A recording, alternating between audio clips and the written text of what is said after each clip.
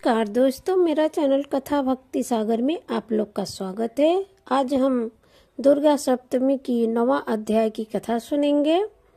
ऋषि बोले, हे राजन, रक्त बीज के मर जाने पर एवं युद्ध में अन्य असुरों के भी मर जाने पर शुभ निशुंभ दैत्यों का क्रोध बढ़ गया। फिर दैत्यों की प्रधान सेना का साथ लेकर निशुंभ युद्ध में दौड़ चला आया।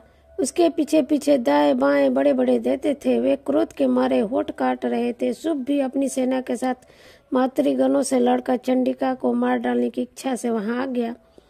दोनों दैत्यों की तरह बाणों की वर्षा करने लगे। अपने बाणों के समूह से चंडिका ने अपने बाण काट दिए। फिर शस्त्र समूह से उन दैत्यों के अंगों पर प्रहार किया। निशुंभ ने तीखी तलवार तथा चमचमाती ढाल उठा ली। देवी के पराक्रमी वाहन सिंह के सिर पर प्रहार किया।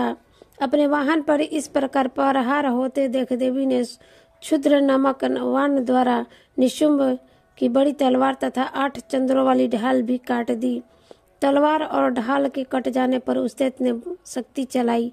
उसे आते देख देवी ने चक्र द्वारा उसके 2 टुकड़े कर डाले। तब तो अत्यंत कुपित होकर निशुंभ दानव ने शूल उठा लिया, उसे फेंक दिया। देवी जी ने मुक्के के प्रहार से उसे चूर चूर कर दिया। दैत्य ने गर्दा उठाकर फिर चंडिका की ओर फेंका। देवी ने उसे भी त्रिशूल द्वारा काट दिया और भस्म हो गया। फिर अंत में दैत्य को फरसा उठाता देख देवी ने वाण समूह से प्रहार कर उसे पृथ्वी पर गिरा दिया। इस भयानक पराक्रमी भाई निशुंभ के इस प्रकार धराशायी होने पर शुंभ क्रोध में भर गया और अंबिका को मारने के लिए सामने आया। वह रथ पर बैठा हुआ था। उसकी बड़ी बड़ी अनुपम 8 भुजाएं थी। उसमें 8 भयंकर शस्त्र शोभयान थे। उन भुजाओं से सारे आकाश को ढककर वह सुशोभित हो रहा था। उसे इस प्रकार आता देख देवी ने शंख बजाया और धनुष की अत्यंत दुहाष्ट टंकार की। समस्त देव के तेज नष्ट करने वाले घंटे का शब्द करके उन्हें दिशाओं को भर दिया। तब सिंह ने भी बड़े हथियारों के महामद को दूर करने वाली बड़ी भारी गर्जना लगाई। उसके द्वारा आकाश पृथ्वी एवं 10 दिशाएं गूंज उठी। तब काली ने आकाश में उड़कर पृथ्वी पर दोनों हाथ से ऐसी ताड़ना की कि उस शब्द के से पहले के सभी शब्द मंद पड़ गए। तब शिवदूती ने अमंगल रूप अत्यंत अट्टहास किया। उस ध्वनि से दैत्य डर के शुभ के क्रोध का पारा चढ़ गया। फिर जबकि अंबिका ने कहा कि हे दुरात्मा, ठहर ठहर, तब मैं आकाश में स्थित देवता जय जयकार करने लगे। शुंभ ने पहुंचकर आग बरसाती हुई भयानक शक्ति चलाई। अग्नि को पहाड़ की तरह आती देखते हुए माँ देवी ने भारी अलका से दूर हटा दिया। शुंभ ने फिर सिंहनाद किया जिससे त्रिलोकी गूंज उठे। हे राजन, उस सिंहनाद का इतना घोर शब्द था जैसे कि वज्रपात हो।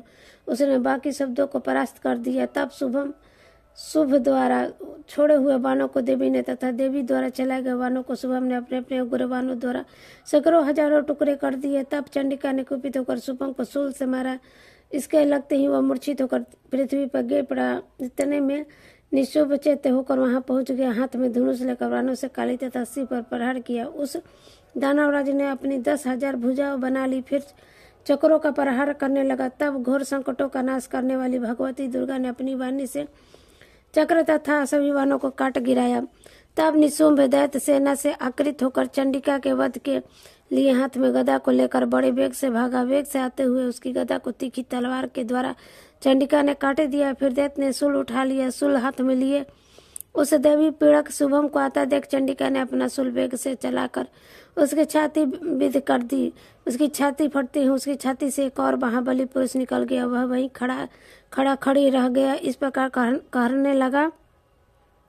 उस निकले हुए पुरुष की यह बात सुनते ही देवी आवाज करके हंसी और तलवार से उसका सिर काट दिया। वह पृथ्वी पर गिर पड़ा। तब भयानक दाढ़ों वाला सिंह दाढ़ों से असुरों के सिर खुरच कर खाने लगा। वैसे ही काल ने तथा शिवदूती ने बहुत से दैत्यों का भक्षण कर दिया। कुछ एक और संग्राम से भाग गए एवं कितने दैत्य को काली तथा शिवदूतनी ने खा डाला। कई सिंह के ग्रास बन गए। ये थी दुर्गा सप्तमी की 9वीं कथा, 9वां अध्याय की कथा।